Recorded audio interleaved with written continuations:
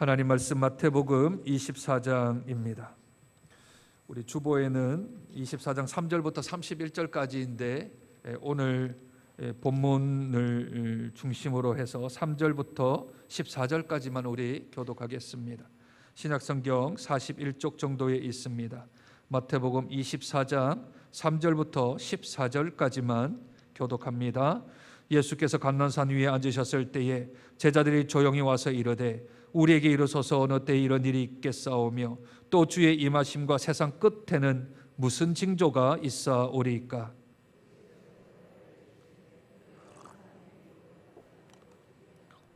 많은 사람이 내 이름으로 와서 이르되 나는 그리스도라 하여 많은 사람을 미혹하리라. 난리 소문을 듣겠으나 너희는 삼가 두려워 말라. 이런 일이 있어야 하되 아직 민족이 민족을 나라가 나라를 대적하여 일어나겠고 곳곳에 기근과 지진이 있으리니 이 모든 것은 그때 사람들이 너희를 환난에 넘겨주겠으며 너희를 죽이리니 너희가 내 이름 때문에 모든 민족에게 미움을 받으리라. 그때 많은 사람이 실족하게 되어 서로 미워 거짓 선지자가 많이 일어나 많은 사람을 미혹하겠으며 불법이 성함으로 많은 사람의 사랑이 그러나 끝까지 견디는 자는 구원을 얻으리라. 이 천국 복음이 모든 민족에게 증언되기 위하여 온 세상에 전파되리니 그제야 끝이 오리라. 아멘. 오늘 24장 3절에 제일 끝에 세상 끝에는 무슨 징조가 있사오리까 하고 제자들이 예수님께 묻지요. 이 징조, 세상의 끝날이 다가오면 우리에게는 예시적으로 보이는 것들이 있을 거다. 그렇게 예수님이 말씀하셨습니다. 하늘에 먹구름이 몰려오면 소나기가 올 것처럼 또 산모가 진통을 하면 아이가 이제 출산이 될 것, 그것이 다 징조 아니겠습니까? 그러니 징조를 보고 세상의 끝날이 이제 다가오는 거구나 하고 우리들이 알 수 있겠지요. 그러면 예수님께서 재림에 앞서 세상의 끝날, 하나님 나라의 완성, 그리고 우리들의 모든 것들이 다 성취되어지는 그날이 가까울 때 5가지의 징조가 있다고 예수님께서 직접 말씀을 해 주셨습니다. 그 첫 번째가 같이 한번 읽으실까요? 박스 첫 번째입니다. 첫째 같이 읽습니다. 시작. 복음이 오늘 읽었던 14절에 있었지요. 둘째, 교회가 특별히 환난과 핍박을 받게 될 것이다. 이것은 다음 주에 한번 살펴봅니다. 셋째, 그리스도와 선지자들로 인해 교회가 미혹 배교할 것이다. 거짓 그리스도, 내가 그리스도다 하는, 지금 그리스도라고 자칭하는 분이 지금 한 분 지금 구속되어져 있습니다. 이만희 씨가 이번 코로나 때문에 그에 대한 여러 가지 공무집행 방해죄와 또 횡령죄로 인해서 지금 구속되어져 있죠. 본인이 이제 마지막 날 되어지면 예수와 신일 합일이 되어서 재림한 예수가 된다라고 가르치는 교리인 그 적그리스도는 그리스도를 대적하는 것 아니겠습니까? 그 적그리스도가 나타나고 거짓 선지자들이 나타나서 교회를 미혹시킵니다. 헷갈리게 만드는 거예요. 누가 진짜인지 누가 가짜인지 모르도록 그 이야기를 미혹이라고 말하죠. 그래서 헷갈리는 사람들 중에 교회에 가라지가 있지요. 가라지가 있으면 가라지가 미혹되어지면 어떻게 할까요?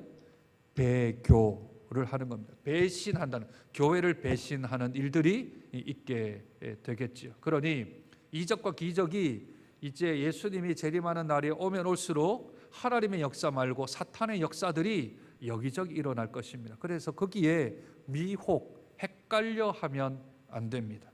넷째, 같이 읽습니다. 시작. 전쟁과 기근과 여러 가지 재난이 있을 것이다. 지금도 전쟁은 계속 진행이 되어지고 있지요.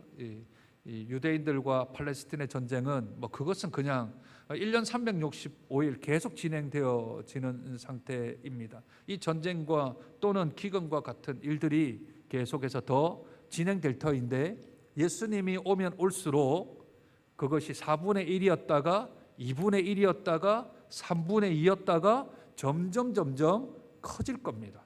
그게 7인이요, 7 나팔이요, 7 대접의 이야기입니다. 읽어보면 거의 같은 현상이 인이 떼어지고 그 다음에 나팔이 불려지고 대접이 이렇게 뒤엎어질 때 점점 강도가 커집니다. 그러니까 인이 떼어질 때는 한 4분의 1, 25%, 그 다음에 나팔이 불릴 때는 2분의 1, 반 정도, 그리고 대접이 엎어질 때는 4분의 3, 75% 정도가 이제 점점 그 상태가 커져 나가는 거죠. 기근이, 전쟁이 또는 전염병이 더 큰 것들. 그래서 제가 함부로 얘기를 합니다. 앞으로 코로나보다 더 센 것들 올 겁니다. 그러니 여기에 우리가 너무 많이 다 막 이 세상이 끝나는 거구나 그렇게 생각할 거 아니고 조금 더 센 것들이 더 올 겁니다. 쟤들도 살라고 막 변형을 많이 하겠지요. 네. 홍수는 더 커질 겁니다. 기근도 더 심해질 겁니다. 기후는 더 뒤틀릴 겁니다. 그러니 그것은 당연한 것으로 생각을 하고 우리들이 더욱더 믿음을 지키고 복음을 전하며 신앙을 잘 간수해야 되겠다라는 생각을 가져야 하겠지요. 다섯 번째는 자연재해와 같은 이변들이 계속 일어날 겁니다. 올해 장마가 51일이랍니다. 51일. 지금쯤이면 장마는 다 그치고 떼약볕에 태풍 옵니다. 이 얘기를 들어야 되는데 계속 장마가 지금 다음 주까지 이어져서 올해만 50일, 51일 뭐 지역마다 편차가 조금 있겠지만 이건 장마가 아니죠. 네. 거의 뭐 재앙의 수준입니다. 그런데 이런 일들이 계속 더 할 겁니다. 네.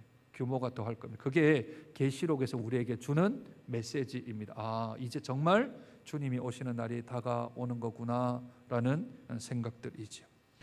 일본의 괄호 3번 봅니다. 많은 사람들이 이와 같은 징조에 대해 잘못 알고 있는 게 하나 있습니다. 위의 5가지 징조가 재림 직전에 일어날 것으로 생각합니다. 지금이 아니라 이제 예수님 재림하는 그 직전 어간에 있지 않을까 생각하는데 그렇지 않습니다. 복음 전파가 어떻게 예수님 재림하시는 며칠 안에 다 될 수 있습니까? 모든 민족들한테 복음이 전해지는 것은 불가능하지요. 계속해서 일어나야 하는 일들입니다. 그러므로 이 모든 것은 예수님의 초림부터 재림까지 전 기간에 일어나는 사항입니다. 점점 강도는 커지고 규모는 세지고 그 다음에 그 퍼센테이지는 더 커져 나갈 겁니다. 4번, 시대의 징조들이 예수님의 재림 날짜를 정확하게 알 수 있게 해준다는 것도 잘못된 생각입니다. 성경은 예수님의 정확한 재림 날짜보다 무엇에 더 집중한다고요? 반드시 있다라는 것. 언제냐가 문제가 아니라 무엇이냐가 문제라는 거죠. 언제 오는 건 별로 중요하지 아니하고 무엇인가 예수님의 재림이 있다라는 것을 우리가 아는 것이 더 중요하다는 겁니다. 5번, 시대의 진종들이 항상 비정상적이고 특이한 자연재해로만 일어난다는 생각도 잘못입니다. 세계 선교, 성도들이 받는 박해, 교회 안의 배교와 같은 징조들은 역사의 진행 과정에서 일상적으로 일어나지 막 이상한 일들이 아니잖아요. 그렇죠? 근데 그러니까 희귀한 일, 기이한 일, 일상적이지 않는 것들이 재림이다라고 그렇게만 단정할 수는 없다라는 거죠. 6번째, 분명한 것은 예수님이 말씀하신 이러한 재림의 징조들은 예수님의 재림이 가까워지면 가까울수록 정도의 크기가 더 커지고요, 내용적으로도 더 분명하게 드러나게 되어집니다. 예수님 말씀하신 시대의 징조들은 크게 세 가지로 분류를 할 수 있습니다. 첫째는 하나님의 은혜를 보여주는 징조. 뭐라고 되어 있습니까? 세계 복음화. 주께로 돌아오는 것, 하나님이 은혜에 지금도 참으시고 기다리셔서 믿지 않는 주의 백성들이 돌아오기까지 기다리고 계시는 거죠. 둘째, 하나님께 대한 반역을 보여주는 징조입니다. 반역은 뭐와 뭐죠? 배교와 박해요. 예수 믿는 사람들을 박해합니다. 가면 갈수록 신앙생활은 조금 더 어려워질 겁니다. 왜냐하면 예수님이 다가오면 다가올수록, 재림의 날짜가 다가오면 다가올수록 진짜와 가짜를 판별을 좀 해야 되기 때문에 세상의 박해는 더 심해질 것입니다. 그 박해를 견디는 사람은 믿음의 정조, 신앙의 순결을 지키는 사람들이고, 그것을 지키지 못하는 사람은 배교를 할 수밖에 없는 거죠. 세 번째는 하나님의 심판을 보여주는 징조입니다. 전쟁과 기근과 자연재해 다 뭐 때문에 일어납니까? 인간의 죄 때문에 일어나는 겁니다. 전쟁, 기근, 자연 현상들의 오염 다 인간의 욕심 때문에 일어나는 것들입니다. 욕심이 없으면, 죄가 없으면 일어나지 않을 일들인데 그 죄가 계속 장성하기 때문에 더 큰 죄, 더 큰 어려움들을 우리가 발생하게 되겠지요. 큰 2번, 하나님의 은혜의 징조 세계복음화. 마태복음 24장 14절 우리가 아까 읽었습니다. 이 천국 복음이 모든 민족에게 증언되기 위하여 온 세상에 전파되리니 그제야 끝이 온다라고 분명히 말씀을 하셨지요. 그래서 하나님의 은혜의 징조인 세계복음화, 이 복음화는 가장 구체적으로, 가장 가시적으로, 가장 우리가 현상적으로 예수님의 재림이 온다라는 것을 어느 정도 측량할 수 있는 바로미터가 되어집니다. 2번 1번입니다. 예수님의 지상명령인 세계선교는 분명하게 예수님 재림 전에 완성될 것입니다. 세계선교에 대한 언급은 성경 전체를 통하여 반복해서 나타납니다. 먼저 구약이 말하는 세계선교와 신약이 말하는 세계선교에 대하여 차례로 한번 살펴보겠습니다. 먼저 세계선교의 기초는 아브라함의 언약입니다. 창세기 12장 3절 우리 잘 알고 있지요? 함께 읽겠습니다. 시작. 땅의 모든 족속이 너로 말미암아 복을 얻을 것이라. 이 말이 세계 선교에 대한 아주 어찌 보면 원시적인 세계 선교 구절입니다. 아브라함을 통하여서 세계 모든 족속 민족이 복을 받는다. 그 얘기는 조금 좁게는 예수 그리스도를 통하여서 구원이 일어난다라는 말이고, 조금 더 넓게 보면 예수 그리스도를 통하여서 아브라함의 영적 자손들이 접붙임바 되어진다라는 것을 말하는 겁니다. 이해가 되시나요? 아브라함의 후손이 예수 그리스도이시지요. 예수 그리스도를 믿음으로 우리들은 감람나무가 돌감람나무가 참 감람나무에 접붙여서 법적인 자녀가 되는 것. 이 이야기는 로마서 11장에 나옵니다. 참 감람나무가 우리들은 아닌데, 우리는 돌감람나무인데 그 돌감람나무가 참 감람나무에 접붙임을 당하면 너희가 아브라함의 자손이 되어진다. 무할례자들도 다 영적인 할례자가 되어진다라고 말씀을 하지요. 그 말씀이 이 아브라함 언약 안에 숨겨져 있는 겁니다. 너로 말미암아 모든 민족, 모든 족속이 복을 받을 거다.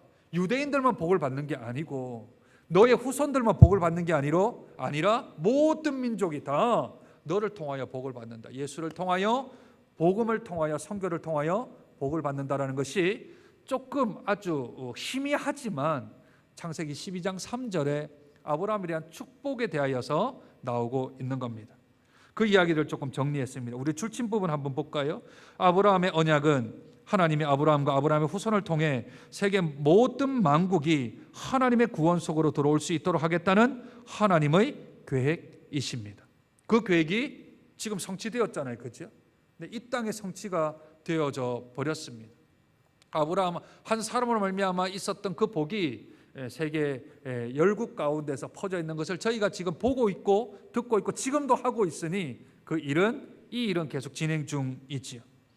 2번, 구약 성경은 하나님의 구원에 관해서 이스라엘보다 더 넓은 모든 족속, 온 땅, 온 천하에 대한 관심을 보여줍니다. 시편에서는 열방, 모든 민족과 나라에 이스라엘의 하나님 여호와께 예배를 드리게 될 것이라고 아주 분명하게 나오지요. 시편 67편 5절, 하나님이여 민족들이 주를 찬송하게 하시며 모든 민족으로 주를 찬송하게 하소서. 시편 기자가 이 글을 적으면서 이 말이 무슨 말인지 모를 겁니다. 모든 민족은 우리 12지파 얘기겠지라고만 생각할 겁니다.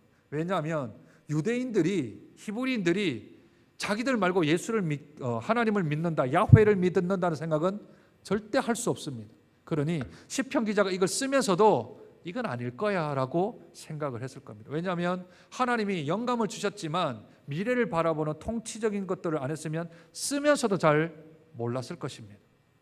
시편 72편 11절, 모든 왕이 그의 앞에 부복하며 모든 민족이 다 그를 섬기리라. 탈무드에 보면 유대인들은요, 이방인들은 지옥의 불수시계로 쓸 거다, 그렇게 얘기를 한답니다. 지옥의 불이 아주 커야 되니까 이방인들은 불수시계가 될 거다, 그런데 그들이 하나님을 섬긴다고? 그것은 말이 안 된다라고 생각을 하지만 시편 기자가 그렇게 쓰면서도 이렇게 열방에 대한 모든 민족이 주를 섬긴다라는 것을 쓰고 있는 거죠. 시편 68편 9절, 주여 주께서 지으신 모든 민족이 와서 주의 앞에, 모든 민족이 와서 주의 앞에 경배하며 주의 이름의 영광을 돌리리이다 하지요. 그 시편에 모든 열방, 모든 민족, 모든 족속이라는 단어들이 계속 나오며 하나님을 예배하고 찬송하고 하나님을 섬긴다라는 말들이 등장을 하게 되지요. 3번, 선지서는 한 걸음 더 나아갑니다. 열방이 아브라함의 복에 참여할 것. 이사야 19장 24절 25절, 하나님의 언약을 굳게 지키는 자는 하나님의 백성에 속하게 될 것을 예고하고 있습니다. 스가랴 2장 10절에서 11절. 하지만 예수님을 통해 아브라함 언약이 본격적으로 성취되는 신약 성경은 세계 선교의 내용이 구약보다 훨씬 더 풍성하게 나오고 있지요. 그럼 신약이 말씀하는 세계 선교, 우리가 너무나도 잘 알고 있지만 정리를 좀 하죠. 먼저 마태복음의 세계 선교에 대한 것들입니다. 첫째, 세계 선교가 역사의 종말과 불가분의 관계로 말씀하십니다. 오늘 말씀을 하셨죠. 마태복음 안에 예수님이 재림하시는 날은 곧 모든 민족이 하나님 앞에 돌아오는 날, 그날 재림이 있을 거라고 말합니다. 둘째, 예수님의 지상 명령은 유대인들이 아닌 모든 민족으로 뭘 삼으라고요? 제자를 삼으라. 예수님이 명령하시기를 너희만 제자가 아니라 모든 민족으로 제자를 삼으라 하셨습니다. 제자를 삼는 것은 세 가지입니다. 마태복음 28장 19절 20절에 보면 거기에 가라, 제자 삼으라, 이 두 개는 명령어로 되어져 있고요. 뒤에 나오는 것은 분사어구로 되어져 있습니다. 그 분사라는 말은 뭐냐면 이 제자 삼으라는 게 뭔가를 부연하여 설명할 때 분사구를 씁니다. 영어 문법 시간이 아니니까 몰라도 됩니다. 분상과 분화군가는 잘 모르겠지만 제자 삼는다는 건 그 뒤에 게 세 가지를 붙여 있는 겁니다. 그 세 가지가 뭐죠? 첫째, 아버지와 아들과 성령의 이름으로 뭘 주라고요? 세례를 주는 게 제자 삼는 첫 번째고요. 두 번째는 내가 분부한 모든 것을 가르쳐라 하는 게 두 번째 분사이고요. 세 번째 분사는 지키게 하라. 이것도 분사입니다. 그러면 내가 제자를 삼는다, 내가 예수님의 제자를 삼는다라는 말은 뭘 하냐면 구원받을 수 있도록 복음 전해서 복음의 고백, 예수의 신앙 고백을 통하여 세례받게 하고, 그렇죠? 성령 세례, 물 세례 두 가지를 다 말하는 겁니다. 세례받게 하고 제자 삼는다는 것. 두 번째는 예수님이 우리에게 말씀하신 것을 가르치는 것. 가르칠 뿐만 아니라 제자 삼는다라는 것은 그것을 지킬 수 있도록 우리가 교육하고 배려하고 훈육하고 양육하는 것까지, 이게 제자 삼는 겁니다. 예수님의 명령은 너희는 가라, 너희들은 제자 삼으라. 제자 삼는 게 뭔데요? 세례 주고 가르치고 지키게 하는 것. 이게 명령입니다. 명령. 그래서 우리 교회가 하나님께서는 영과 진리로 예배드리는 자를 찾는다면서요. 그래서 우리 교회의 성도의 건강에서 예배가 첫 번째이고요.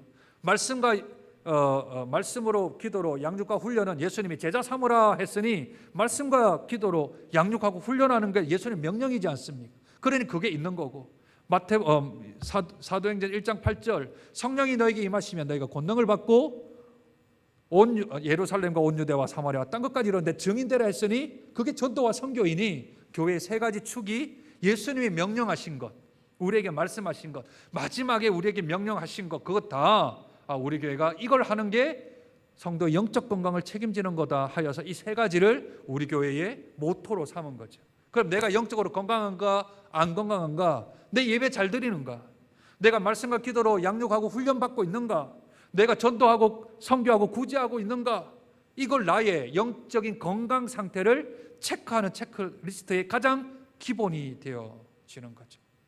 다른 교회들은 두 가지를 더 넣습니다. 다른 교회들은 보통 5가지. 이게 어디서 나왔냐면 릭 오렌 목사님 새들백 교회라는 교회에서 나온 건데 5가지 기둥이다. 그래서 하나 더는 사역하고 있는가, 내가 주의 이름으로 내가 교회에서 손과 발로 사역하고 있는가, 둘째 성도의 교제, 소그룹에서 교제를 지금 내가 나누고 있는가, 그게 구역이 되었던 전도회가 되었던 어떤 것이 되었든 간에 내가 성도의 교제를 나누고 있는가, 이 5가지를 영적인 건강 상태를 체크한다 하는 거죠. 그러니 세계 선교에 대하여서 예수님이 명령하신 그 명령이 모든 민족으로 제자 삼으라 그랬으니 이 안에 뭐가 들어있다고요? 세계 복음화는 들어가 있는 거죠. 다음 셋째, 악한 포도원 농부 비유입니다. 이건 뭡니까? 포도원에 이 종들이, 악한 종들이 있는데 주인이 멀리 떠났어요. 그리고 나서 그의 사람들을 보내었는데 보내는 족족 다 죽였습니다. 아, 얘들 안 되겠다 그래서 누굴 보내죠? 마지막에 아들을 보냅니다. 그렇죠? 아들을 보내는데 아들까지 죽이게 되어지는 것이 나오지요.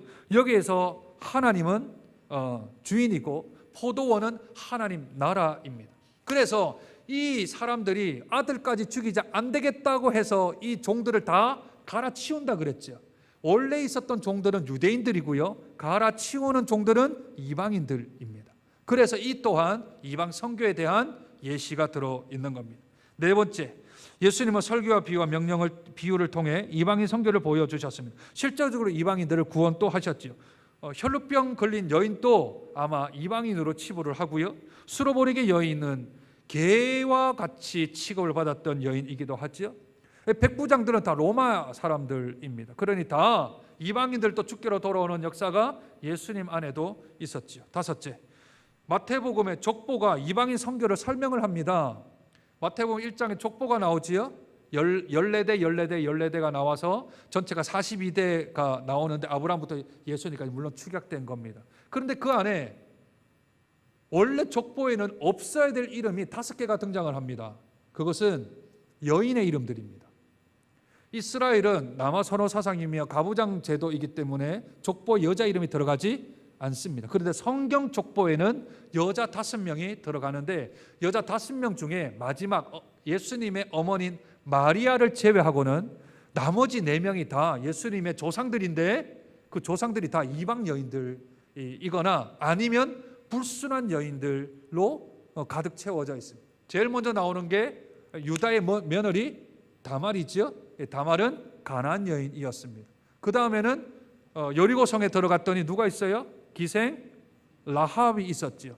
이 라합 여인도 이방인 여인이었습니다. 그리고 우리가 지금 살펴보는 모압 여인, 주일날 살펴보는 모압 여인 루시오, 그리고 밧세바란 여인이 우리아의 아내라고 나오는 밧세바가 헷 족속의 여인이지요. 그러니 이 여인들이 나오는 다 이방 여인들이었고 또 정갈하지 못했던 그 여인들의 대부분이었습니다. 그러니 이 족보가 예수님이 오신 족보 안에 이방 선교가 당연히 들어가 있는 거죠. 여자가 들어가도 안 되는데 다 이방 여인들이 4명이 들어가 있으니 이 또한 예수님의 족보를 보면 이방 선교는 그냥 되어지는구나. 왜냐하면 예수님 출신 자신이 이방 여인들의 피가 내려오고 있잖아요. 그러니 이 안에도 세계 선교가 담겨져 있다 볼 수 있는 겁니다. 이처럼 마태복음은 기독교가 처음부터 유대인만을 위한 종교가 아니라 이방인까지 하나님의 백성의 범위에 포함된다는 것을 강조합니다. 다음은 사도행전입니다. 사도행전은 초대교회가 AD 30년에서 60년까지 복음을 예루살렘에서 로마까지 전한 기록입니다. 즉 사도행전은 교회사 최초의 30년 동안의 세계 선교사에 대한 기록이지요. 사도행전 1장 8절 아까 제가 말씀드린 겁니다. 잘 알고 계시지요? 4번 사도행전은 복음의 확장이라는 관점에서 복음이 문화적인 장벽을 넘어 전 세계로 확장될 것을 보여줍니다. 1장과 7장에는 예루살렘에 있는 사도들의 이야기들입니다. 그렇죠? 그 교회가 조금 지나게 되면 예루살렘 교회가 되어집니다. 그 다음에 8장부터 11장은 유대와 사마리아에 전해지는 복음에 대한 이야기로 이제는 혼합 유대인까지 조금 더 확장이 되어지죠. 사마리아 땅은 이제 혼합 유대인들이 살았고 예루살렘은 순수 혈통 유대인이 살았잖아요. 그러니까 조금 더 사마리아까지 올라가게 되어지고 땅 끝은 12장부터 28장까지. 혹시 액츠 29이라는 말 들어보셨습니까? 액츠 29. 액츠가 사도행전의 영어 이름입니다. 그리고 29은 29이잖아요. 사도행전은 28장에서 끝났는데 그러면 사도행전의 29장은 현 있는 우리 교회가 써야 된다. 그 안에서 그 사도들의 행전들이 끊기지 아니하고 지금 21세기에도 진행이 돼야 된다 해서 액츠 29, 사도행전 29장을 우리가 쓰자라는 말을 공공연히 합니다. 우리들도 하나님의 역사를 써내려가는 사도행전 29장 또는 사도행전 30장을 써 나가야 된다라고 우리에게 이제 도전을 주는 거죠. 그런 의미에서 우리가 김인규 선교사님을 러시아 땅으로 다시 파송하는 일은 액츠 29, 사도행전 29장을 써내려 나가는 자그마한 하나의 족적을 또 남기게 될 것입니다. 5번, 교회에서 최초의 본격적인 세계 선교사는 사도 바울이죠. 이거는 누구도 거절할 수가 없는 사실입니다. 사도 바울은 로마서의 결론에서 자신은 특별히 이방인에게 복음 전하는 사명자임을 말합니다. 우리 로마서 15장 15절 같이 한번 읽으실까요? 시작.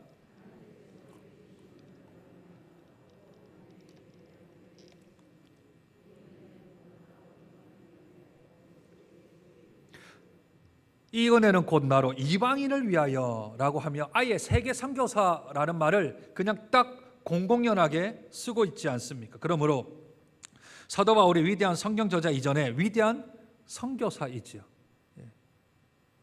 바울은 전도자가 아니라 선교사입니다. 어찌 보면 열방의 최초 선교사가 될 것입니다. 그런즉 바울이 쓴 모든 성경은 바울 서신이요, 이것은 곧 선교 편지가 될 겁니다. 우리 교회 로비에 가면 선교사님들이 편지를 보내오면 거기에 게시를 하잖아요. 그것처럼 사도 바울이 편지를 써서 교회에다가 보내는 건 선교 편지 있지요. 정확하게 말을 하면 자기가 세운 교회에게도 보내기도 하고, 또한 내가 또 섬겼던 교회에게 보내기도 하고, 내가 이런 사역하니 이런 것을 좀 기도해 달라고 보내기도 하고, 권면이나 책망이나 칭찬을 하기도 하는 그런 선교 편지요. 6번, 이제 계시록에 나타난 세계 선교를 한번 보겠습니다. 계시록은 세계 선교가 완성될 것을 예언적으로 또는 상징적으로 보여줍니다. 계시록 7장 9절에서 17절은 세계 선교의 기초가 되었던 아브라함 언약이 마침내 종말에 완성될 것임을 알립니다. 계시록 7장 9절입니다. 우리 같이 한번 읽으시죠. 시작. 이일 후에 내가 보니 각 나라와 족속과 백성과 방언에서 아무도 셀 수 없는 큰 무리가 나와 흰옷을 입고 손에 종려가지를 들고 보좌 앞과 어린 양 앞에 서서 그 뒤에는 거룩하다 거룩하다 거룩하다고 찬송이 나옵니다. 그 누가 찬송을 한다고요? 각 나라와 족속과 백성과 방언이라는 말은 각각의 나라에 있는 말들을 방언이라 그러죠. 아무도 셀 수 없는 큰 무리가 나와가지고 흰옷을 입고 손에 종려가지를 들고 보호자 앞에서 어린 양 앞에 서서 거룩하다 거룩하다 거룩하다 하며 찬송과 경배를 올리는데, 그 찬송과 경배를 올리는 찬양의 대상자들이 모든 민족, 열방, 백성, 방언을 가지고서 다 우리 어린 양 대신 예수님을 찬양하는 모습을 계시록에서 보고 있는 거죠. 그러니 우리가 이제 천상에 가면 인종 또는 성별, 시대 상관없이 모든 민족, 모든 열방, 모든 사람들이 다 모여 하나님께 예배를 할 겁니다. 찬양을 할 겁니다. 지치지 아니하는 찬양이 영원토록 지속되어질 것입니다. 그러니 계시록은 미리 본 세계 복음화에, 세계 선교화에 완성된 것을 사도 요한이 보고 쓴 것이죠. 그러니 그 날을 향하여 앞으로 지금도 한 발짝 한 발짝 나아가는 것입니다. 7번, 이것은 천상교회에 대한 표현으로 교회를 능히 셀 수 없는 큰 무리라고 표현하는 것은 하나님이 아브라함에게 하신 약속의 최종적 성취라는 것을 보여줍니다. 예수님의 재림 때까지 이 환상의 세계 선교는 완성될 것입니다. 그러니 선교는 옵션이 아닙니다. 선교는 선택이 아닙니다. 교회가 해도 되고 안 해도 되는 게 아닙니다. 교회에서 아까 말한 핵심 가치 3가지, 예배, 양육 훈련, 전도와 선교와 구제, 이것은 우리가 해도 되고 안 해도 되는 게 아니라 반드시 해야 되는 겁니다. 나머지에 있는 부분들은 각 교회, 지교회마다 또는 특성회마다 다를 수 있습니다. 그러나 교회라 함은 가장 먼저는 예배요, 둘째는 말씀과 기도로 훈련하고 양육하는 것이며, 세 번째는 정도와 선교와 구제와 장학. 구제와 장학 다 선교와 전도 안에 다 들어가는 거죠. 왜 장학합니까? 왜 선교, 왜 구제합니까? 왜 긍휼을 왜 베풉니까? 왜 우리가 착한 행실을 하지요? 그걸 통하여 복음 전하려고요. 그걸 통하여 하나님의 선한 영향력을 좀 알게 해주려고요. 그것 때문에 하는 것 아니겠습니까? 그러니 우리 교회에서 선교나 전도, 예배, 양육 훈련은 우리가 포기할 수 없는, 교회가 존재하는 한 우리들은 이 일은 계속 진행되어야 할 일입니다. 결론, 예수님의 재림 전에 하나님이 아브라함에게 약속한 땅의 모든 족속이 아브라함의 후손인 예수님을 통해 복을 받고 구원받는 일이 성취될 것입니다. 이거 앞으로 계속 진행이 되겠지요. 2번, 예수님이 초림하셔서 이루신 구속에 대한 천국 복음이 땅끝까지 모든 민족에게 전파되고 난 후 예수님이 재림될 것입니다. 그러면 얼마나 지금 전파됐는가? 조금 있다가요. 그러므로 우리는 세계 선교와 예수님의 재림은 불가분의 관계가 있음을 알고 선교 사역을 성실히 감당해야 합니다. 셋째, 세계 선교의 진도는 곧 예수님의 재림 시기를 알 수 있는 가장 분명한 역사의 시계, 바로미터이지요. 그러므로 우리는 현재 세계 복음화가 어느 정도 달성되었는지, 어느 정도 미전도 종족이 남아 있는지에 대해 깊은 관심을 가져야 합니다. 그리고 예수님의 재림을 기대하며 기다리는 만큼 세계 선교에 온 교회가 함께 참여해야 합니다. 넘기지 마시고 여기 만큼 세계 선교에 온 교회가 함께 참여해야 됩니다. 그랬죠? 예, 그랬습니다. 예, 참여해야 됩니다. 아멘은 안 하셨지만 마스크 때문에 속으로는 아멘 하실 줄로 믿습니다. 네. 근데 조금 어려움이 있습니다. 어려움이 좀 있습니다. 두 가지 어려움인데, 첫째는 코로나 때문에 우리 구역 모임이 있지 못하잖아요. 그래서 우리 구역에서 정말 선교 헌금을 많이 해주셔서 교회가 작년까지 풍성하게 우리가 선교를 했었습니다. 그런데 올해 이제 코로나 때문에 2월 달 말부터 시작해서 3월, 4월, 5월, 6월 우리 구역 모임 하나도 없었고, 우리 주일학교에서도 이제 선교 헌금을 하거든요. 그래서 선교 헌금이 이렇게 주일학교도 멈추고 구역도 멈췄습니다. 그런데도 불구하고 하나님의 은혜를 주셔서 저희가 선교 사역이 단 한 번도 한 달을 어기거나 안 그러면 선교비를 안 보낸 적은 없습니다. 다 보냈습니다. 보내었는데 이제 김인규 선교사님까지 지금 이제 보내게 됐습니다. 할렐루야. 그러면 주님이 뭐라 하실까는 각자가 주시는 음성대로 끝입니다. 네. 넘기시고 16페이지. 자, 그러면 우리가 바로미터가 세계 선교가 바로미터라면서 이게 보이는 가시적인 현상이 그거라면서, 그러면 지금 어느 정도 되어져 있는가를 좀 알아야 되는데, 제가 눈 씻고 찾았는데 2016년 자료가 제일 근간이었습니다. 그 안에는 지금 계산을 막 하기 때문에 몇 년도 거는 아직도 계산을 하고 있어요. 얼마 전까지는 2014년도가 제일 가까웠는데 2016년께 나왔습니다. 위클리프 번역 선교가 있어요. 우리나라 거는 아니고 세계, 거기에서 나오는, 제가 나오는 이렇게 신문을 봤더니 이렇게 나와 있었습니다. 죄송합니다. 이거 2014년이 아니고요. 16년 돼 있나요? 네, 16년. 2016년 기준입니다. 신약 성경 또는 번역된 성경의 언어의 수가 1300 언어, 번역 한 개요. 우리나라에도 번역 선교회가 있습니다. GBT라고 번역 선교회가 있어요. 거기서도 열심히 번역하고 있습니다. 그래서 세계에서 함께 이제 번역 안 된 곳 협력해서 이렇게 번역을 하는데 약 1300 언어가 번역이 되었고요. 우리 한글도 이제 그 안에 들어가겠죠. 두 번째, 전체 번역된 성경의 언어의 수는 500. 왜냐하면 중국어도 중국어 안이 사람이 다 다르잖아요. 만약 제주도가 표준어를 쓰지 아니하고 제주도 방언이 있으면 우리나라도 제주도에 따른 성경 번역을 또 해줘야 되잖아요. 그래서 번역된 수하고 언어의 수하고요, 이 언어에 있는 나라의 수는 조금 다릅니다. 이해가 되시죠? 만약 우리가 경상도와 전라도와 충청도, 강원도, 경기도 사투리가 너무 심해가지고 안 되면 이 한국어라는 안에도 4-5가지의 번역을 해야 됩니다. 이해가 되시나요? 나라 수보다는 언어 수가 훨씬 더 많겠지요. 오늘날 사용되고 있다고 알려진 언어의 수는 한 7천 언어 정도 된다고 합니다. 그리고 각 언어로 성경 번역이 필요한 인구 수는 한 18억 명 정도요. 그리고 현재 번역과 언어 개발 사역이 진행 중인 수는 2,300 언어가 되어집니다. 그리고 앞으로 해야 될 게 1,800 언어 정도는 더 해야 합니다. 그러니까 1,800 언어 정도를 더 하고 진행하고 있는 2,300이 되어지면 131개국 정도 되어지는 곳에 이게 되어지면 예수님이 재림하시는 겁니다.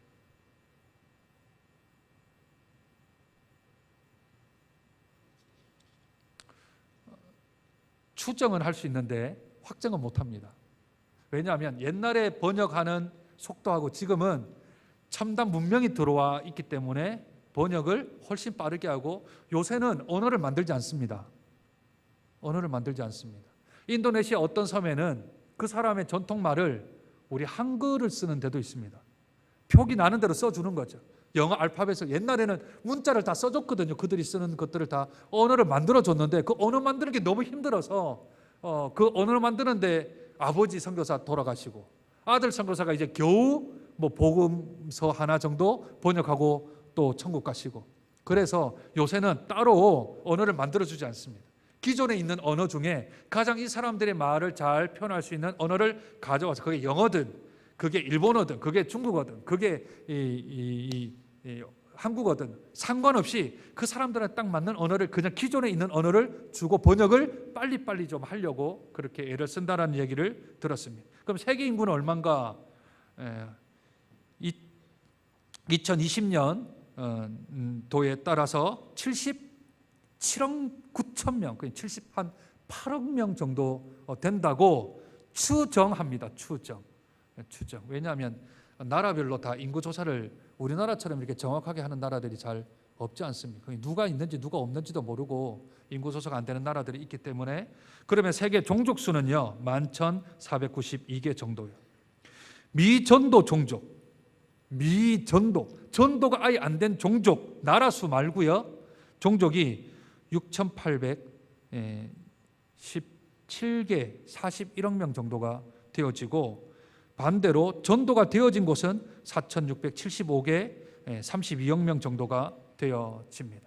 그런데 여기에는 교회도 있거나 선교사도 있는데 전도가 안 된 것이고 아예 안 된 곳은 그 밑에 3,235개 2억 1,300만 명 정도는 아예 예수라는 이름도 모르는, 성경도 없고 선교사도 없고 교회도 없고 들어가지 않았던 종족 수가 3,235개 정도의 종족이 있답니다.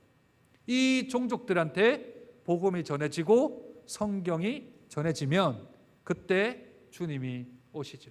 옛날에는 100개 종족에 전도하는데 걸리는 시간이 50년 걸렸다면 지금은 5년도 채 걸리지 않습니다.